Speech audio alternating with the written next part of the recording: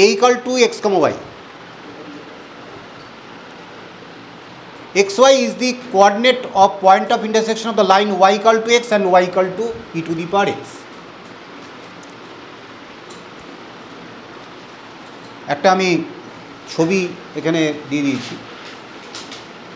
y equal to x, এই লাইনটা কি অলরেডি গ্রাফ তো করেছো, এর আগের ক্লাস 9-10 গ্রাফ করেছো। তো y equal to x দেখলি না, y equal to x এই গ্রাফের বৈশিষ্ট্যটা কি?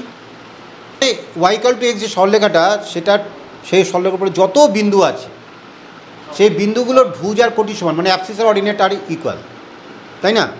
তাহলে সরলরেখাটা কি পুরো মাঝ বরাবর যাবে না? পুরো মাঝ বরাবর যাবে, অর্থাৎ এই কোণটার মান হবে 45 degree. y equal to x সরলরেখার বৈশিষ্ট্য হচ্ছে the line passes through origin মানে 0 0 and the line makes an angle 45 degree with the positive direction of x axis. X অক্ষের ধনাত্মক দিকের সঙ্গে 45 ডিগ্রি কোণ করছে এবং এটা মূলবিন্দুগামী।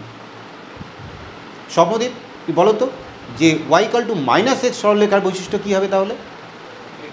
এইটা হচ্ছে y equal to x সরলরেখা, এইটা হচ্ছে 45 ডিগ্রি, এইটা হচ্ছে পজিটিভ এক্স অ্যাক্সিস তোমরা জানো, এইটা হচ্ছে এক্স অ্যাক্সিস, তাই তো? এইটা হচ্ছে অরিজিন আর এইটা হচ্ছে এক্স ড্যাশ, এটা হচ্ছে নেগেটিভ। এইবার এটা হচ্ছে y equal to x সরলরেখা, আর এইটা হচ্ছে y equal to -x সরলরেখা। এইটা মূলবিন্দুগামী তো অবশ্যই, এবং এটা এক্স অক্ষের ধনাত্মক দিকের সঙ্গে 135 ডিগ্রি অ্যাঙ্গেল করে।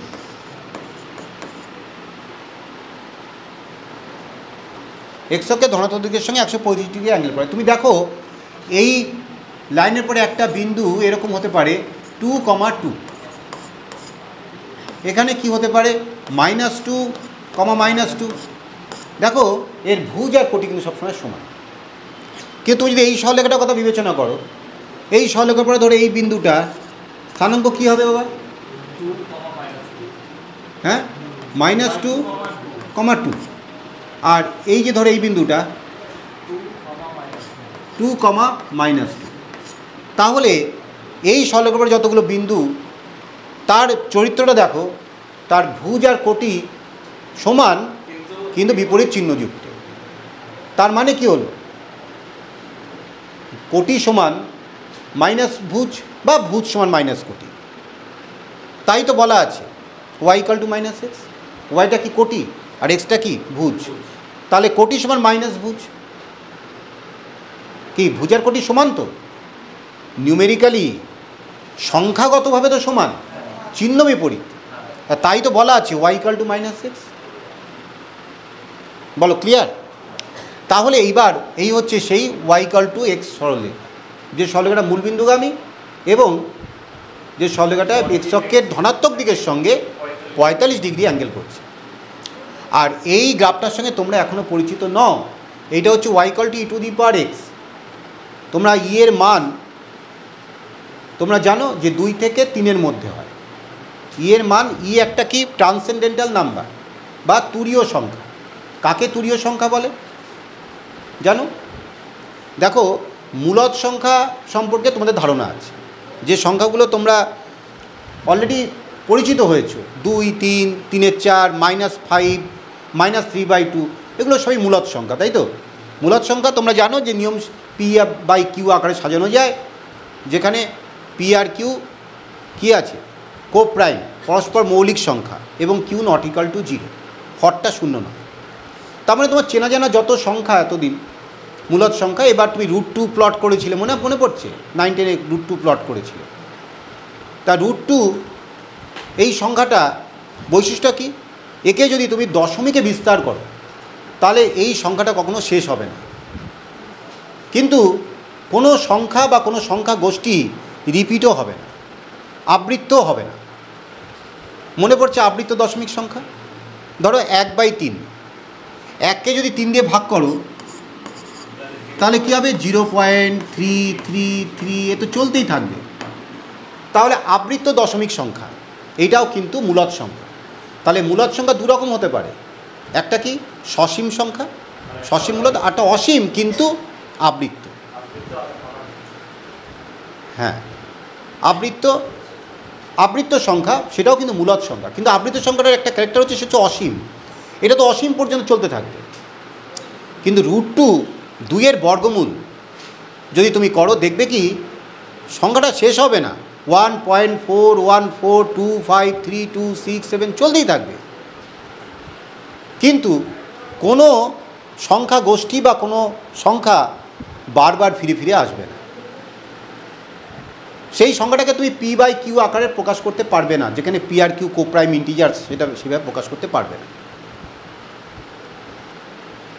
তা এইটা হচ্ছে অমূলদ সংখ্যা বা ইরেশনাল নাম্বার। এই অমূলদ সংখ্যাই কিন্তু ই বা পাই, তোমরা পাইয়ের মান 22/7 ধরে নাও, সেটা কিন্তু অ্যাপ্রক্সিমেট। তোমরা জানো ওটা পাইয়ের মান নয়। তাহলে পাই এবং ই এই দুটোও কিন্তু অমূলদ সংখ্যা। অর্থাৎ একে যদি দশমিকে বিস্তার করা হয় তাহলে শেষ হবে না এবং কোনো আবৃত্তিও হবে না। তাহলে আমি এক্সট্রা ওকে বলছি কেন তুরীয় সংখ্যা? মানে অমূলদ সংখ্যা বললেই তো লেটা চুকে যেত, আবার তুরীয় সংখ্যার নতুন একটা নাম দিলাম কেন? দেখো √2 যে সংখ্যাটা, এইটা হচ্ছে অমূলদ।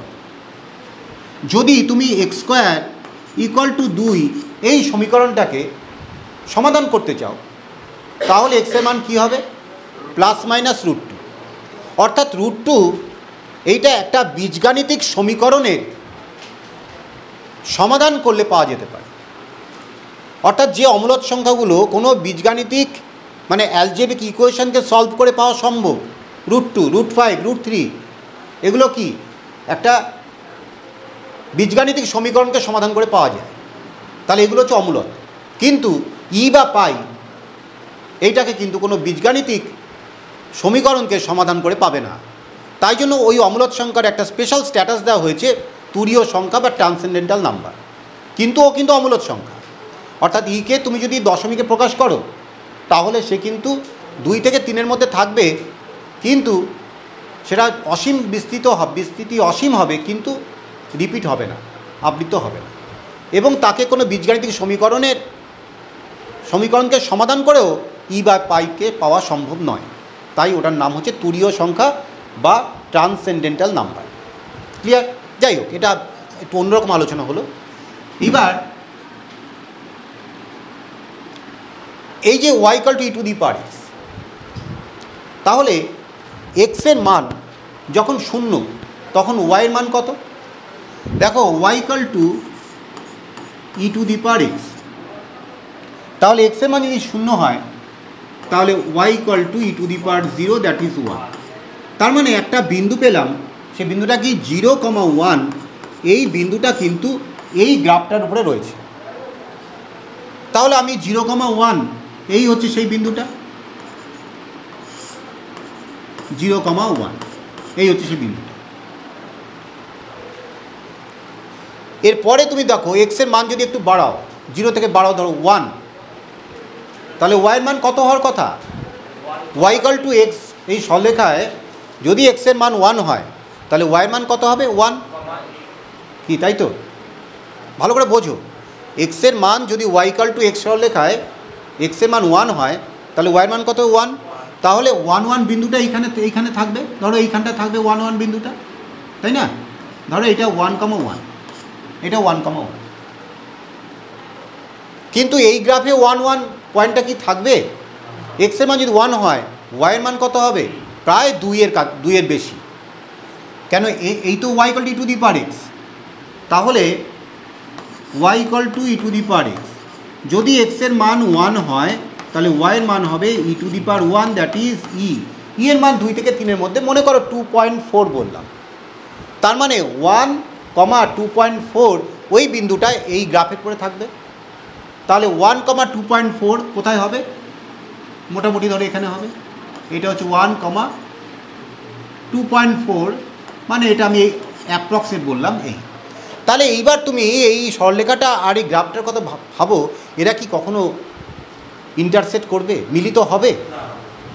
তাহলে এই যে point of intersection of the line y = x and y = e⁴x তৈরি হবে? তাহলে এটা কি একটা নাল সেট হবে না?